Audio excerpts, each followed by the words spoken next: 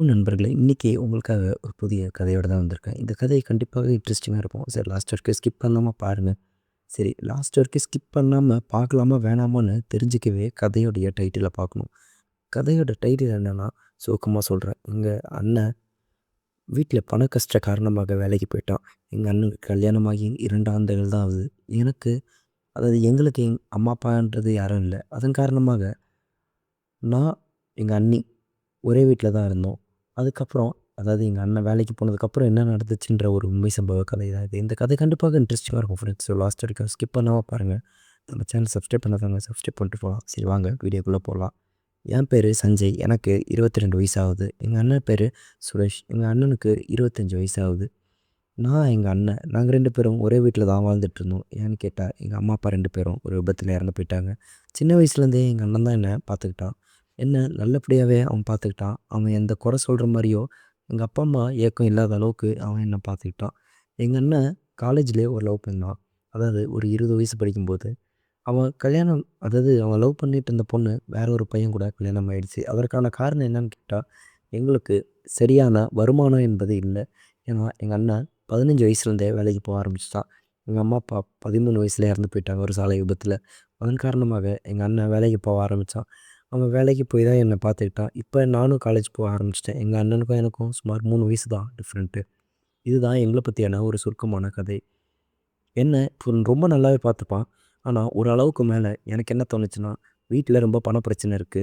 என்னன்னா, நமக்கு ஒரு சொந்த வீடு இல்ல. நம்ம வாடகை வீட்ல தான் இருக்கோம். அதன் காரணமாக நம்ம இப்போ வெளிநாட்டுக்கு போலாமான்னு பார்த்தா, நமக்கும் இன்னும் வயசு இல்ல. இவனுக்கு இன்னும் கல்யாணமும் ஆகல. சரி கல்யாணத்துக்கு பெரிய செலவாகும். நம்ம வெளிநாட்டுக்கு போலாமான்னு பார்த்தா, எனக்கு சரியான வேலையே கிடைக்கல. ஏன்னா, நான் காலேஜ் படிச்சுட்டு இருந்தேன். இப்போ என்ன ஆச்சுன்னா, இந்த மாதிரி பிரச்சனைகள் போக போக நான் என்ன எங்க அண்ணன்ட்ட சொல்லிட்டேன், "உனக்கு கல்யாணம் பண்ணிடலாம்" அப்படின்னு. அதாவது எனக்கு 20 வயசு ஆகும்போது நான் சொல்கிறேன். அப்போ எங்கள் அண்ணனுக்கு 23 வயசு. எங்கள் அண்ணன் வந்து சொல்கிறான், "இல்ல வாய்ப்பே இல்ல. என்னாலலாம் கல்யாணம் பண்ண முடியாது. எனக்கு இது வயசே கிடையாதுடா" அப்படின்றான். நான் அப்போ என்ன சொல்கிறேன், "கல்யாணத்துக்கு வயசு முக்கியம் இல்ல. உனக்கு மெச்சூர்ட் இருக்கு. உன்னால ஒரு பொண்ண பார்த்துக்க முடியும். கண்டிப்பா நீ கல்யாணம் பண்ணி தான் ஆகணும். ஏன்னா நீ இப்போ இருக்கிற நிலைமைக்கு நீ ஃபாரின் போனா தான் அடுத்த லெவலுக்கு போ முடியும். நம்ம இந்தியாவிலே இருந்தா நம்மளால ஒரு பெரிய அளவிலான ஒரு வளர்ச்சி பார்க்க முடியாது. அதனால நீ ஒரு வேலைக்கு போடா" அப்படின்னேன். எங்க அண்ணனும் சரி நான் வேலைக்கு போறேன் அப்படின்னு சொன்னான். ஆனா நான் சொல்லிட்டேன், "நீ வேலைக்கு போணும்னா கல்யாணம் பண்ணிட்டு தான் போணும். ஏன்னா நீ ஃபாரின் போயிட்டா உன்னால அவ்வளோ சீக்கிரம் வர முடியாது. நீ ஃபாரின்ல இருக்கும்போது என்னால ஒரு பொண்ணையும் பார்க்க முடியாது" அப்படின்ற மாரி நான் சொல்லிட்டேன். அப்படி சொன்னதுக்கப்புறம் அவன் என்ன சரி ஓகே. வேற வழியே இல்லாம கல்யாணம் பண்றதுக்கு ஒத்துக்கிட்டான்.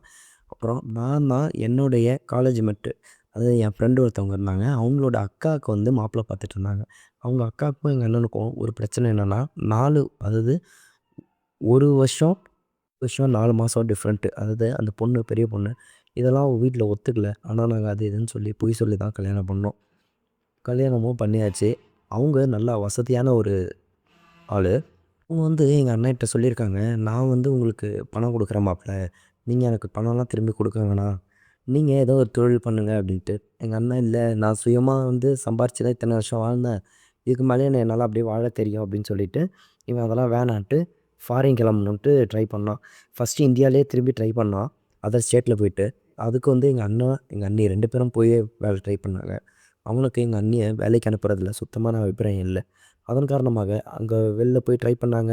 அதாவது எங்க அண்ணனுக்கு துணையா எங்க அண்ணி போனாங்க. போய் பார்த்தா ஒண்ணும் வேலை கிடைக்கல. சரி ஒண்ணும் செட் ஆகலன்ட்டு ஊருக்கு வந்துட்டாங்க.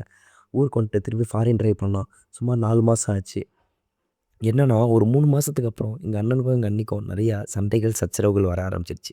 ஏகப்பட்ட பிரச்சனை எங்க அண்ணனுக்கும், எங்க அண்ணிக்கும். சும்மாவே பிரச்சனை பண்ணிட்டு இருப்பாங்க. இதே மாரி போயிட்டுருந்தது. சரி நானும் முடிவு பண்ணிட்டேன். இல்ல நீ வெளியில போய் தான்டா ஆகணும். வேலைக்கு போய் தான் ஆகணுன்ட்டு.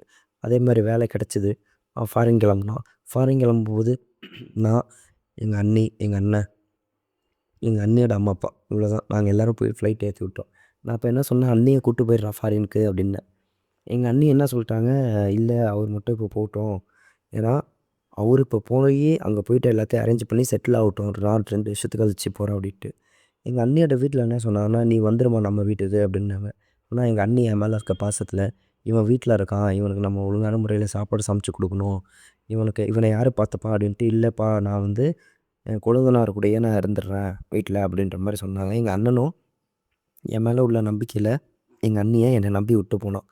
இதே மாதிரி போச்சு. எங்க அண்ணன் போய் ஒரு 1 வாரம் எங்க அண்ணி அழுதுட்டு தான் இருந்தாங்க. "ஐயய்யோ! இவரு கிளம்பி போயிட்டாரே! எப்படி இருப்பார், என்ன சாப்பிட்டாரு அப்படின்ட்டு. நான் தான் வந்து எங்கள் அண்ணிகிட்ட ஆறுதல் சொல்லுவேன். "அண்ணி அதெல்லாம் ஒன்றும் இல்ல. அண்ணன் நல்லா இருப்பான். அண்ணன் வந்து என்னையும் அப்படி பார்த்துப்பான். அவன் உடம்பையும் அவன் நல்லா பார்த்துப்பான். நீங்க ஒண்ணும் கவலைப்படாதீங்க அண்ணி." அது இதுன்னு சொல்லி நான் அவங்க மைண்ட் கன்வின்ஸ் பண்ணி இருந்தேன். நான் பொதுவா இதில இன்னொரு விஷயம் என்னன்னா, நான் வந்து வேலைக்கு போக ஆரம்பிச்சுட்டேன். எங்க அண்ணன் வேலைக்கு போல. ஏன்னா இதுக்கப்புறமும் நம்ம வீட்ல இருந்தா நல்லா இருக்காதுன்ட்டு. எனக்கு காலையில 9 டூ 2 தான் காலேஜ். அதேமாரி நான் 2:30 மணிக்கு ஒரு இடத்துக்கு வேலைக்கு போயிட்டு 8 மணிக்கு தான் முடிப்பேன். 8:30 மணிக்கு வீட்டுக்கு வருவேன். நான் பொதுவா 8:30 மணிக்கு வீட்டுக்கு வரும்போது, எங்க அண்ணி வந்து நல்லா சுடு தண்ணிலாம் போட்டு வச்சு, எனக்கு சாப்பாடுலாம் செஞ்சு வச்சுட்டு, போய் குளிச்சுட்டு வந்து சாப்பிட்லாம் அப்படின்னு சொல்லிட்டு, நான் வர வரைக்கும் வெயிட் பண்ணுவாங்க, அவங்களும் சாப்பிடாம. இதே மாதிரி ஒரு 1 மாதம் போயிட்டுருந்தது. என்கிட்ட அதுக்கப்புறம் அவங்க பேசுற விதமே வேற மாரி இருந்தது. எனக்கு நல்லா டிஃப்ரெண்ட் தெரிஞ்சது. இதுக்கப்புறம் அன்னைக்கு ஒரு வார்த்தை சொன்னாங்க. நானும் உங்க அண்ணனும் ரொம்ப பிரச்சனைகள் நடந்துட்டு இருந்தது. எனக்கும் உங்க அண்ணனுக்கும். இப்போ உங்க அண்ணன் இல்லாதது தான் எனக்கு நிம்மதியா இருக்கு அப்டின்னாங்க. "ஏன் நீ அப்டி சொல்றீங்க?" அப்டின்னேன். "ஆமா அதெல்லாம் அப்படிதான். உங்க அண்ணன் இல்லாதது தான் எனக்கு நிம்மதியா இருக்கு" அப்டின்னாங்க. சரி ஏதோ சொல்றாங்க போல அப்டின்ட்டு நானும் எதுக்குன்னு கேட்டுட்டு, "ஏன்னு கேட்க மாட்டியா?" அப்டின்னாங்க. சரி கேட்டேன். "என்னதான் நீ சொல்லுங்க அண்ணி" அப்டின்ட்டு. "நான் அதெல்லாம் வந்து உன்ட்ட சொல்லலாமான்னு தெர்ல. எனக்கு ப்ராமிஸ் பண்ணி குடு. யார்ட்டயும் சொல்ல மாட்டேன்" அப்டின்னாங்க. அதே மாரி நான் ப்ராமிஸும் பண்ணி குடுத்தேன். அப்பதான் சொன்னாங்க. நான் வந்து எதேதோ நெனச்சு உங்க அண்ணன கல்யாணம் பண்ணிட்டு வந்தேன். ஆனா, எந்த விதமான ஒரு விஷயமும் உங்க அண்ணன்கிட்ட கிடையாது. உங்க அண்ணன் இப்படி இருந்தா எப்படி நல்லாருக்கும்? நான் எக்ஸ்பெக்ட் பண்றது எதுவுமே உங்க அண்ணன்ட்ட இல்ல அப்டின்னாங்க. நான் அப்பயே லைட்டா எனக்கு புரிஞ்சது. ஆனா, நான் புரியாத மாரி நான் சொன்னேன். "ஏன் நீ எங்க அண்ணனுக்கு என்ன குறைச்சலு? நல்லா தானே இருக்காரு. நீங்க எதுவா இருந்தாலும் சொல்லுங்க அண்ணி. நான் வேணா சொல்றேன்" அப்டின்னேன். அவங்க சொன்னாங்க, "அது எப்புட்றா உன்ட்ட சொல்றது?" அப்டின்ற மாரி சொன்னாங்க. என்ன சொன்னேன், "சரி அண்ணி நான் ப்ராமிஸ் பண்றேன். நீங்க எனக்கு சொல்லுங்க. நான் எதுவுமே அண்ணன்கிட்ட சொல்ல மாட்டேன்" அப்படின்னு. அவங்க என்ன சொன்னாங்கன்னா, இந்த மாரி "நான் வந்து ஒரு எக்ஸ்பெக்டேஷன்ல பண்ணேன். ஆனா, உங்க அண்ணன் ஒரு 1 வாரத்துக்கு அப்புறம் என்ட்ட ஒழுங்கா பேசல, ஒழுங்கா நடந்துக்கல. டெய்லி வீட்டுக்கு வந்தா தூங்கிர்றாரு" அப்படின்னாங்க. சரி அண்ணி நான் சொன்னேன், "தூங்குறது தானே நீ இயல்பு. இதில என்ன அண்ணி இருக்கு?" அப்படின்ட்டு. சொன்னாங்க, "இல்லடா நான் உன்ன நினச்சிட்டு தானே இருப்பேன். அவரு பாட்டுக்கு வந்து தூங்கிட்டா, நான் என்னடா பண்ணுவேன்? இதற்காக நான் இப்ப வெளியில போய் யார்கிட்டயாவது எப்புட்றா போய் தேடுறது இந்த விஷயத்த? அதனால தான் நான் உன்ட்ட சொல்றேன்" அப்படின்னாங்க. நான் அப்ப சொன்னேன், "அண்ணி இப்படிலாம் பேசாதீங்க. இது ரொம்ப தப்பு அண்ணி" அப்படின்ட்டு. அவங்க அப்புறம் சொன்னாங்க, "சரி இன்னொரு விஷயம் நான் உன்ட்ட சொல்றேன். ப்ராமிஸ் பண்ணு. நான் யார்ட்டயும் சொல்ல மாட்டேன்" அப்படின்ட்டு கேட்டாங்க. அதே மாரி அவங்களுக்கு ப்ராமிஸ் பண்ணி குடுத்தேன். அவங்க என்ன சொன்னாங்கன்னா, "உங்க அண்ணன் தான் இப்ப ஃபாரின் போயிட்டாரு. இப்ப அவரும் வீட்ல இல்ல. நான் மட்டும் தான் வீட்ல இருக்கேன். நீயும் வந்து நைட்டு தான் வர. அதனால வெளியில வந்து என்ன பேசினாலும் நமக்கு ஒண்ணும் பிரச்சனை இல்ல. அதனால வெளியில வந்து ஏதாவது நடந்தாலும் தப்பா பேசுவாங்க. நடக்கலைனாலும் தப்பா பேசுவாங்க. அதனால எனக்கு ஒரு சில விஷயத்துக்கு நீ உதவி பண்ணு" அப்படின்னாங்க. எனக்கு ஒண்ணுமே புரியல. சரி, ஆனா எனக்கு ஓரளவுக்கு புரியுது இவங்க என்ன கேட்க வராங்கன்ட்டு. சரி நான் திரும்பி கேட்டேன், "என்னதான் நீ உங்களுக்கு உதவி?" அப்படின்னு. அவங்க இந்த மாரி, "உங்க அண்ணனால செய்ய முடியாதது வந்து நீ உதவி பண்ணு" அப்படின்னாங்க. எனக்கு செம்ம கடுப்பாயிடுச்சு. என்னன்னா சொல்ட்டேன். "என்ன நீ எங்க அண்ணனுக்கு வந்து துரோகம் பண்ண நெனைக்காதீங்க. ஏன்னா நீங்களும் எங்க அண்ணனுக்கு துரோகம் பண்ணக்கூடாது. நானும் எங்க அண்ணனுக்கு துரோகம் பண்ணக்கூடாது. ஏன்னா எங்க அம்மா, அப்பா இல்லாத காரணத்தில அதனால எங்க அண்ணன் தான் என்ன சோறு போட்டு வளர்த்தான். எங்க அப்பா, அம்மா மாரி நான் உன்ன நெனைக்கிறேன். அதாவது நான் வந்து எங்க அண்ணன அப்பாவா நெனைக்கிறேன்னா, உங்கள நான் அம்மாவா நெனைக்கிறேன். இதெல்லாம் ரொம்ப தப்பு அண்ணி" அப்படின்னு சொல்லி, அதுக்கப்புறம் அவங்க அழுது, அதுக்கப்புறம் காம்ப்ரமைஸ் பண்ணி, அதுக்கப்புறம் 1 வருஷம் வந்து எப்பயும் போல தான் நாங்க இருந்தோம். அதுக்கப்புறம் ஃபாரினுக்கு எங்க அண்ணன் கூப்பிட்டான். அதுக்கப்புறம் கிளம்பிட்டாங்க. எனக்கும் இப்போ கல்யாணம் ஆயிடுச்சு. இது என் வாழ்க்கையில நடந்த ஒரு உண்மை சம்பவ கதை தான். இது ஒரு எமோஷனல் ஸ்டோரி.